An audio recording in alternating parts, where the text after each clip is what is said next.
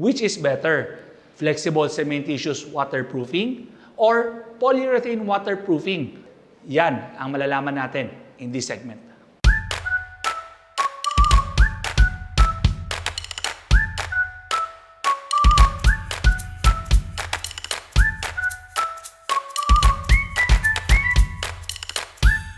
Marami nagtatanong sa amin kung ano ba ang tamang waterproofing na gagamitin sa kanilang mga roof deck. Flexible cementitious ba? Or gamitin ba natin ang polyurethane?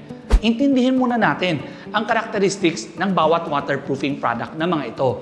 Simulan natin sa flexible cementitious. Ang flexible cementitious ay normally gawa sa two parts. Gumagamit siya ng cementitious powder at gumagamit siya ng acrylic base. So under sa Buildrite, ang tawag namin dito ay Flexicrete. Pagbili mo ng product na ito, kasama niya yung dalawang part, yung acrylic base at yung polymerized cement, which is the cementitious part. There are one part products in the market but we do not recommend the one part kasi una-una mahirap yung pag-proportion ng ating mga workers. Mamaya hindi pantay yung cementitious niya at saka yung acrylic base niya, then magkakaproblema ka na sa mixture. And then mamaya madumi yung water o mamaya madumi yung semento ay kulang sa polymer, then magkakaproblema ka na ulit. So that is why we recommend a two-part flexible cementitious like Flexicrete. Ang maganda rin sa Flexicrete, meron siyang mga aggregates. Since may aggregates yung Flexicrete, mas mabilis kumapit yung topping, no? But still, before applying topping, we still recommend that you use a bonding agent like cement grip before applying the topping. And then, bago ka mag-apply na ng tiles. Para maintindihan nyo lahat, hindi kasi pwede ang flexible cementitious as exposed. Kailangan mo lagyan ng topping bago ka mag-tiles. We do not recommend na yung flexible cementitious ay yan yung magiging lakaran natin. Kasi number one, hindi maganda ang kanyang abrasion resistance. And number two, kapag naarawan siya, nagkaroon ng panding, yung tubig na nagpand will act like a magnifying lens. Susunugin yung acrylic mo, yung film mo, o yung waterproofing membrane mo. And dyan magsisimula ang delamination, dyan magsisimula yung crack. Flexicrete uses acrylic base and a polymerized cement. It's not an ordinary cement tulad ng ginagamit din ng mga ibang flexible cementitious na pwedeng liquid type and then humalo na ng semento because magkakaproblema yan eventually sa flexibility ng iyong waterproofing membrane. So kaya marami kami experience na cracking and pag ginamit mo sa exposed, magkakaroon talaga ng delamination or cracking. Yan yung mga issues and concerns ng flexible cementitious. That's why it should be used only as an underlayment. If you prefer a flexible cementitious waterproofing because you prefer to have tiles, I suggest that you watch the video of Magtanong Para Sigurado, episode number 3 in our YouTube channel, How to Waterproof Bathroom Floors. Now let's talk about polyurethane naman. So there is a waterproofing product that is a polyurethane type. So this is Clever Seal. So ang pinaka-advantage na to is syempre sa application. Napakadali niyang i-apply. All you have to do is just use a moisture barrier like EpoCoat MB. It will act as a moisture barrier kasi hindi po pwedeng diretso yung polyurethane doon.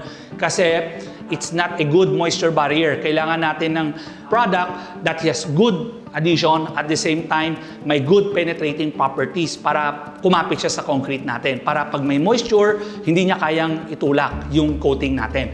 That's why we recommend using EpoCoat MB.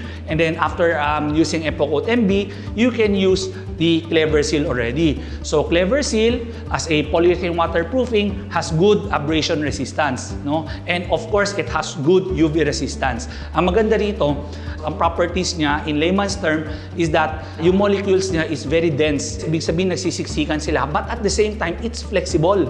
Galing, no? So dense na siya but flexible. So yung dense properties niya yan yung nagpapaganda ng abrasion. So kahit lakaran ng tao yan, pwede siya. At the same time, yung flexibility naman is during my movement or my vibration, hindi siya magka-crack. Kaya yung Clever Seal is good as a coating and also a waterproofing product. When it comes to pricing, mas mura yung system ng Clever Seal over Flexicrete. Isa pa sa advantage ng using Clever Seal is that, kung nagkaroon ka ng tulok, since exposed siya, madali natin mahanap kung saan yung problem. Tama? Unlike kung gumamit ka ng mga torch-applied membrane, kaya I'm sorry hindi ko talaga type ang torch-applied membrane eh. Kasi pag sinusunog yan, right, para idikit, So, ang concern natin dyan is paano kunwari yung workmanship pangit, hindi niya nasunog ng properly. Diba? And then, eventually, nalagay mo na yung topping, and then, may tulo. Saan mo hanapin? Problema, di ba? Kailangan mo tanggalin yung topping, kailangan mo tanggalin yung torch applied, uulitin mo ulit. So for me, napakataas ng risk. That's why yung Clever Seal, napakasimple, coating lang siya using moisture barrier and then top coat ka ng Clever Seal, and then if ever lang naman na nagkaroon ng tulo, malalaman natin kaagad kung saan yung leak or saan yung nagkakos ng leak na to. But when it comes to beauty, dahil ang advantage ng flexible cement tissues is lalagyan mo pa siya ng topping, then you can apply your tiles. Siyempre, kung may tiles yan, mas maganda dahil lalo na kung gusto mong mag-parties, then you can use this. Okay? But if you're going to use Clever Seal naman, well, hindi naman siya pangit. It's also a coating, but of course, it's not as luxurious as having a tiles. There are two colors for Clever Seal. Merong gray at merong puti. So, if you're going to ask me, ano yung re-recommend ko? Again, depende naman kung gaano mo kadalas gamitin yung area. Kung hindi mo naman laging gagamitin, I would recommend that you use the white Clever Seal because maganda yung reflectance properties niya. Meaning, hindi mag-absorb ng init. No? So, tulad ng damit natin, di ba? If you're wearing white, napapansin mo, madalas malamig yung nararamdaman mo. Unlike if you use a black, nag-absorb yung heat. 'Di ba? Pag naka-black shirt ka, 'di ba? Parang init. Ganon din sa roof deck natin. Kung ginamit natin yung white, maganda yung reflection, so it's cooler inside. Ngayon, kung madalas mong gamitin sa taas at ayaw mo lagi ka naglilinis, then of course you can use the gray color for your Clever Seal. Don't forget, before you apply any of this waterproofing, importante na i-repair nyo muna yung mga slab. Okay, so either mag-injection epoxy kayo dyan or gumamit ka muna ng mga screed before ka mag-apply. To repair cracks on your roof deck before applying the waterproofing system, please watch our video about repairing structural cracks on slab. If you need to install slope to drain or repair surface imperfections before applying polyurethane waterproofing, please watch episode 10 and episode 18. Whichever product you choose, remember yung detailing niya. Importante sa mga corner joints or sa mga cold joints, gamitan ng leak plug. Another thing to remember para sa mga homeowners and architects, don't forget to waterproof your parapet walls. Okay? So, yung parapet natin, kapag hindi natin na waterproof, malaking chance pag umulan, doon papasok yung tubig and then doon po magsisimula yung tulo. Okay? So, what we recommend para sa parapet walls mo is either you use sapal or sapal 2-in-1. Yung sapal 2-in-1, you can dilute with water and then you can use it already as waterproof. Sa mga abang natin ng mga bakal na rebar, okay, make sure that you coat it with a coating to make sure na hindi siya mag-corrode.